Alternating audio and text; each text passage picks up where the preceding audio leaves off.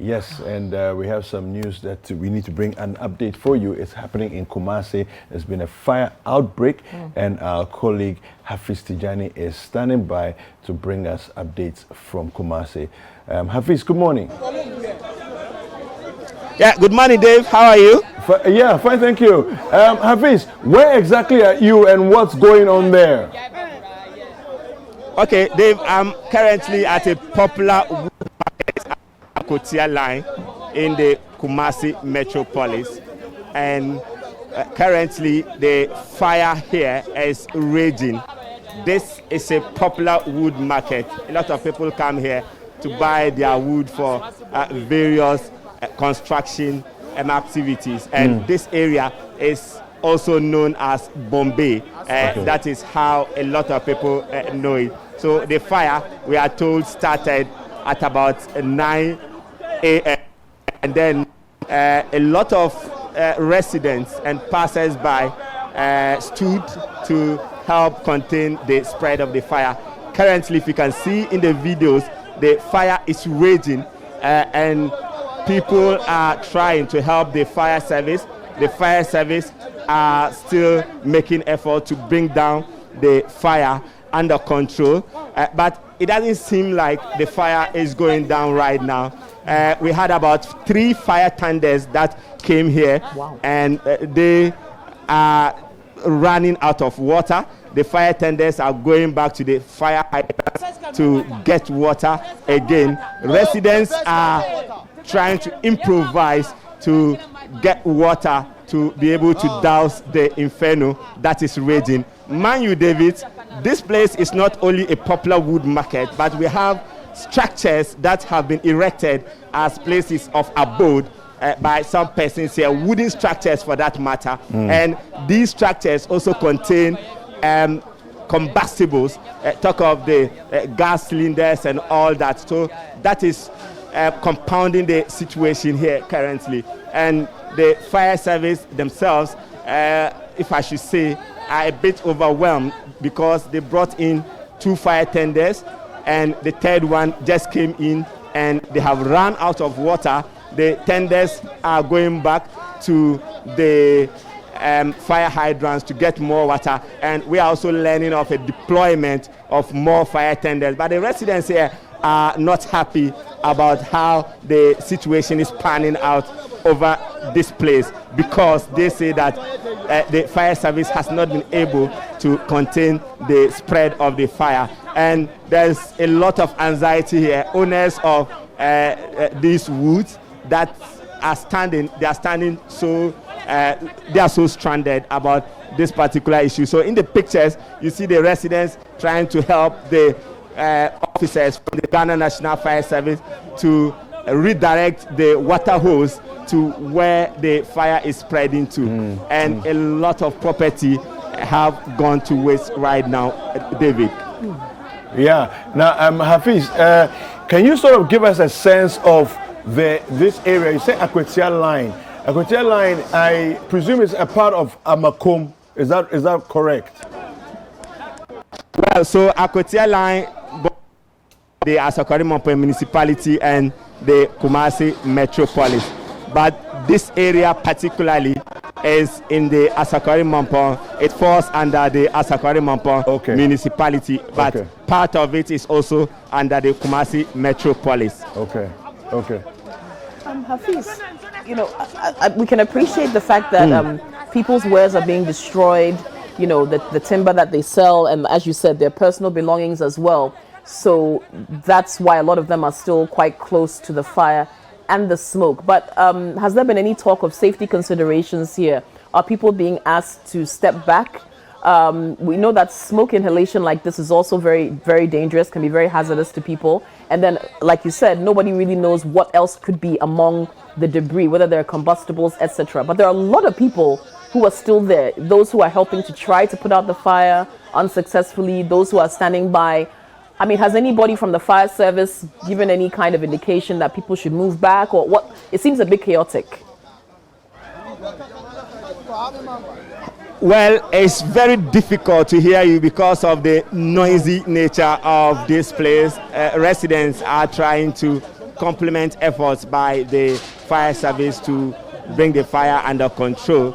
So it's very difficult to hear you from where I am currently, just trying to move away, but it doesn't seem like the noise is subsiding. Okay, all right. No, I just wanted to find out if people are being asked to be cautious, because it's still a very hazardous situation. The fire is still burning. Goodness knows what else could explode or something like that. And again, the smoke inhalation is very dangerous for people to be inhaling that kind of smoke. So I was just wondering if anybody from the fire service has asked people to step back or move back, or, you know, it just seems like right now everyone is trying to do their best to pitch in and solve the situation, but it looks like the fire is still raging. Yes, so we have a reinforcement team from the Menshia Divisional Police Command. That is the closest police station in this area. They have just deployed some men who are here to maintain order here. So they have asked everyone to leave if they don't have any work to do here.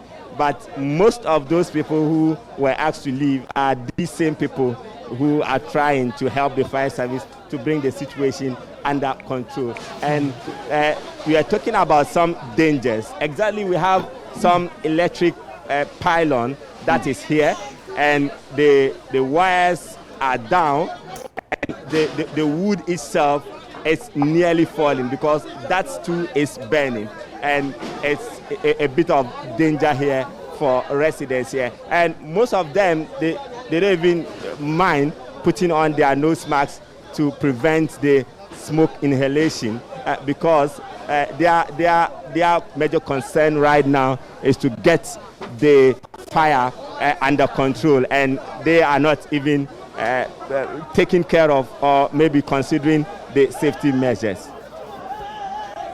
Yeah. When did the fire start? By the way, so just not that long ago. Yeah. Oh, dear me. Yeah. Well, we are told about 9 a.m. and it started from one of the shops, we are told, and it's been raging. But residents, you know, are not happy because they don't have the wherewithal to bring this fire under control, looking at the intensity of the incident. So, but they are saying that the fire service lot of work to bring this under control if they had enough water in their tenders. Yeah, so another thing I'm curious about, have you been able to speak with any authorities on the ground, as in people who manage the space at the timber market? For now, they are all stranded and they are all worried. They want to get this situation out before they can make any comment. A lot of them who had their property affected are standing in a very even understand what has caused this fire in the first place before even trying to speak to us or do anything else. Yeah. All right, Hafiz, thank you. As the situation develops, hopefully we can bring some quick resolution to this and bring the fire under control. I'm sure we'll be getting some more updates from you as the day wears on. Yeah, but stay safe where you are, you know, with all the chaos that is happening around there. I don't know if you want to speak to anybody that's there. Okay, so let me try and get... okay, so you are here. What happened? They were seeing the fire that was raging, so the gas was blown because we were able to control the fire. If not that, we haven't controlled it. So that caused the fire. So standing here, can you tell us the intensity or maybe the magnitude of the fire? Oh, that one day I can tell you. If I say I will tell you that, I will tell you lies. But what the fire happened here, we can't say anything. But you work here. How many sheds have been affected? Oh, those have affected. It's more than 300.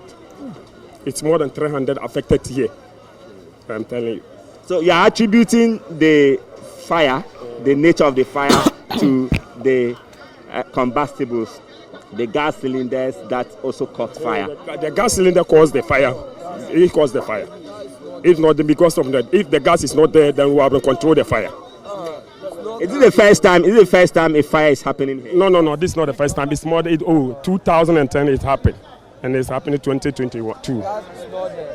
So let's look at 2010 and this round. What's the difference? Oh, the difference. The 2010 is more than this one. It's more than this one. So how many people in all will you say have been affected? Here, those affected is more than 400 people. There's the fire. It's more than 400. It's more than 400 people affected here, especially the wood. The wood, we can't say the amount. Okay. So you are also talking about the headquarters. The headquarters who have their rooms here. They have also been affected. Yes. When the fire was starting this morning, I was at workshop when I saw it. But my porters are going to market to find their food to come back to eat. All their goods has been. Let they take that they take from their and they are only that uniform that they are in their body left. They everything plus their money all has gone. So I'm begging NADMO and government to come and look about my porters from Paupa. Because they are about, especially there's one girl. He haven't took even a single uniform from his thing. Everything has been. So I'm begging government and NADMO. Because they used to come and promise and it's not working. I've seen it before. So I'm begging them. They should try their best and look for those power. I'm begging them. So this is the chairman of the headquarters, popularly called Kayais. Most of them have erected wooden structures here and are using them as places of abode. And they went to the market this morning upon hearing that this place was on fire. Most of them have returned, but he was just telling me that most of them cannot even salvage anything from their places of abode. So you can see in the background there, most of the porters have come around upon hearing the fire that was here. Yes. And he said a lot of them are now stranded. They have not been able to pick anything, and he is seeking support from the government and the NADMO so they can help the headquarters, who are mostly females. All right, thank you, Hafiz. Thank you very much for the update. We appreciate it, and we will definitely hear back from you as the day wears on. So.